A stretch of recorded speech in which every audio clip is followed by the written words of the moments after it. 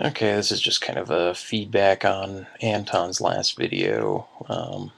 Paul. He's.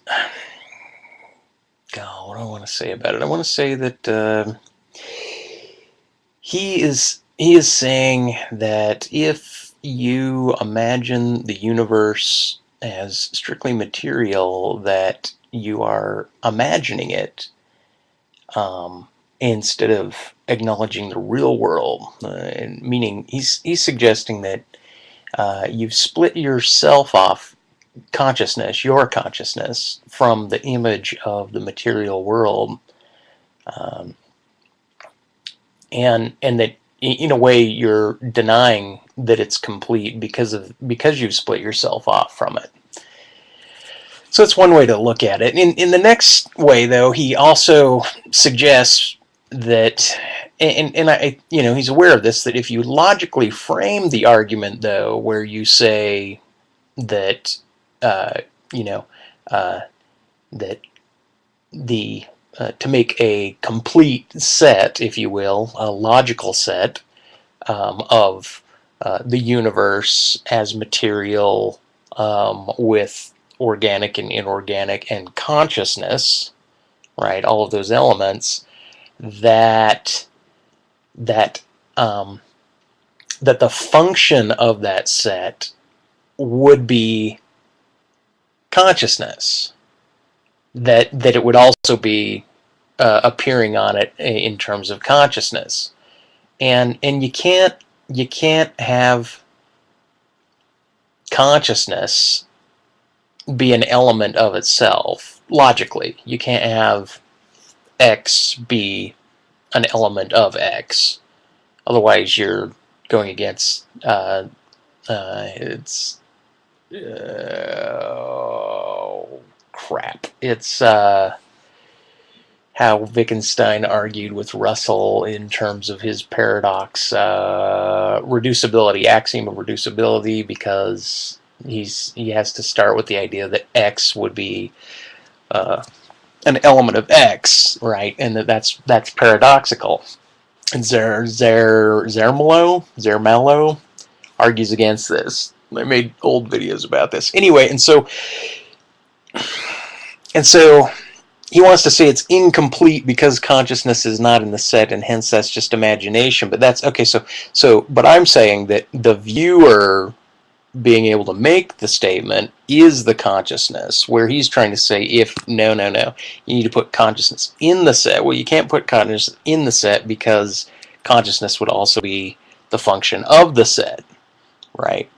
And so he then transposes and says, he's, instead of saying a logical set, he wants to talk about a temporal set, and this temporal set would allow you to move consciousness inside the set and then somehow outside of the set to peer back at the set, right? And then back into the set and then out of the set, right? And I made, it was kind of, two things were important about this. One, he seemed to be saying that if you imagined this universe without yourself being conscious in it, including your consciousness, that you were imagining as opposed to looking at the real world. Yet, he had no problem speaking about pre-consciousness time, right? Kind of like in the Bible, they say it's 6,000 years old. And they say that they're saying that the world is 6,000 years old because that's when they're saying human consciousness, the word of man, came into effect and peered back at the cosmos. Something to that effect. That's how I look at it, at least. And so they're dealing with the same quandary. Just a thought on that. Okay, and so, but then the other weird thing is, God, do I want to say that? Yeah. So Anton says he wants a temporal read instead of just the logic, right? And so that this somehow negates it. And so I made an analog where you got the universe and materiality, and that's like a house and a dead body, right? A dead body in a house, or a dreamlessly sleeping individual in a house. But over here you have the cosmos and and consciousness, and the cosmos would be like a home, and the consciousness would be like a living, awake person in their home, conscious. So if you look at it, the individual, conscious individual inside of the cosmos, embedded in it is the natural biological orderings, the ontological read suggests that we must ground ourselves in this particular fashion. You'll see that you can't step outside of the house and look at yourself inside of the house, right? But he's saying, it's kind of like that whole idea, like you can't make a composite of the soul, otherwise it's not a soul any longer. You can't make a composite of our consciousness and still call it a consciousness. But this, because he wants to say it's logical, this has to do with like the axiom of choice and the axiom of determinism, right? Where, like in an infinite universe, you don't have any choice in a set because you don't have a finite amount of buckets in which to choose. You got an infinite and an ongoing infinity of buckets. And so what they do is they say, if you make cardinal the infinities, if you put an end to them and say this infinity and then this infinity and then this infinity, then you have choices within those infinities, or you have choices of those infinities, right? And then that allows the choice, the axiom of choice, to come into set. And so the axiom of determinacy, the axiom of choice, these are kind of back and forth. The thing about trying to quantify or saying that an infinity is like the consciousness is what I'm kind of driving at. Like you don't want to make a composite of it, but you do. You call it that. As a matter of fact, Anton even goes so far as to say the cosmos itself. Okay, kind of like he wants to bound the variable. It'd be, and I'll say this. How about if I started referring to Anton's phenomenological mind itself? Before I, if I was Anton and I started all my videos, my phenomenological mind itself views things like this, right? Then somehow I've bound the itselfness, kind of like her. Mary and Jane were walking, and she found her purse in the bedroom. Well, see right here, she is not bound and her is not bound. Well, at that point, well, as soon as you make clarity that Jane found, was it Sally's purse, and then Sally noticed herself that her purse was gone, then the herselfness bounds herness, right? And so you got free variables and you got bound variables. And Anton is notorious for bounding something like the cosmos to itself, right? In order to speak about it, in order to put it inside of a set, so to speak, to say, now the set of consciousness is the cosmos and the matter and inorganics and organics and consciousness, right? So he wants to bound the cosmos to itself in order to make it a set and to move it around. And yet I remember a few videos ago he was making fun of, laughably, about the absurdity of thinking about 100 billion miles or 100 billion light years. Like, oh, well, you can't even think about that. And yet he'll say, just really casually, the cosmos itself, consciousness itself. You know what I mean? And he'll bond that, right? And then he'll go on to make a definition and try to talk about the outwardness of it. Well, universal set theory, I think that's what it's called, universal set theory, doesn't allow you to take kind of the most outsidedness of things and include it in the set itself. And this is the problem, is that this is how Anton's moving back and forth and waving and placing it in and out at the same time.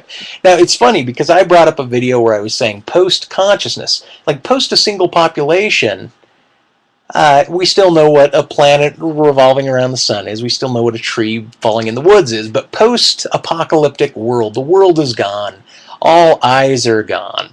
And let's say all consciousness are gone, right? There's no insects with eyes. There's no humans with eyes. Post-population with eyes, then even the variable world, X world, and X sun, because we can't even talk about trees anymore, the X planet X star, or Y star, those variables don't even make sense. We can't even put a bracket around them. We can't even have an f of X variable that defines that, let alone their relationship, let alone having a consciousness that can read those variables to understand what it means to induce or deduce the problem. It ceases to exist. And then, but so it's really weird to listen to Anton, favor the naturalistic ontology inherent in solidifying the cosmos as a thing, and then materialism as a thing, and then out of inorganics, organics, and out of that consciousness, right, in that order. As if it's absurd to say anything after the fact, because he kind of agreed with me. At first he said that a mathematical equation, the truth, would recess until an alien or a god or another consciousness came in, completed that set, right? It demands it, or it begs for it. And yet at the same time, then he kind of negates it in this last video and agrees with me, and then, but he's still favoring the idea of talking about pre-linguistics, pre-human populations having this pre-concept, pre-consciousness, as if the before or the after all consciousness idea makes any sense at all whatsoever. So these are kind of my thoughts on this. And so I'm wondering if there's kind of this notion of, kind of this, he wants to say that he's bounded to the notion of the natural description, because he just claims it, right?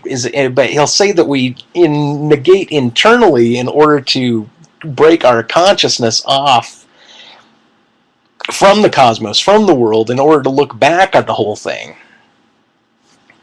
And either I'm going to say that's entirely correct or entirely incorrect. Why not suggest that there is a material dialectism as opposed to a dialectical materialism, such that one would say, no, the consciousness breeds it first, and almost start with this solipsistic attitude. Well, it doesn't make sense to speak of that because we have so much sense of the natural world. But to ground ourselves in that, and to speak of what it means to educate ourselves about the cosmos. I mean, what do you get? You're going to look at the Hubble telescope and tell me you get an idea of the cosmos? I would laugh at Anton every time he uses the word cosmos, because it's that outward point, right? And then he says, kind of like a Venn diagram. You got, I think it's called a bijunction, right? The difference between me and others is nothing. Well, he's already confused the word nothing with consciousness. So is the difference between him and others his consciousness? Well, I guess so, but that's still a bijunction as opposed to, or maybe it's a biconditional and a dijection in logic, in Venn diagrams, his argument. So anyway, I'm going to confuse myself if I go there. But all I'm saying is that what he's saying about self and other being nothing in between them, if you find the Venn diagram where the union is missing and the outside is missing, then you got it, right? Or the bijunction would be where the outside is present and the union is present, but the self and the other are absent. Something like that. He seems as if he wants to talk about cosmos and frame it, cosmos itself, the same way that one would mistakenly speak about the outside of a Venn diagram, the outside of the Venn diagram itself. I don't know. These are just things that I'm curious of as he goes into effect. Now, one last thing about art. About art. The finality of a piece of art might be symbolic cause. Just a side note, just for you, Corey. Take care. Bye. Ciao. Thanks for the thoughts. Bye.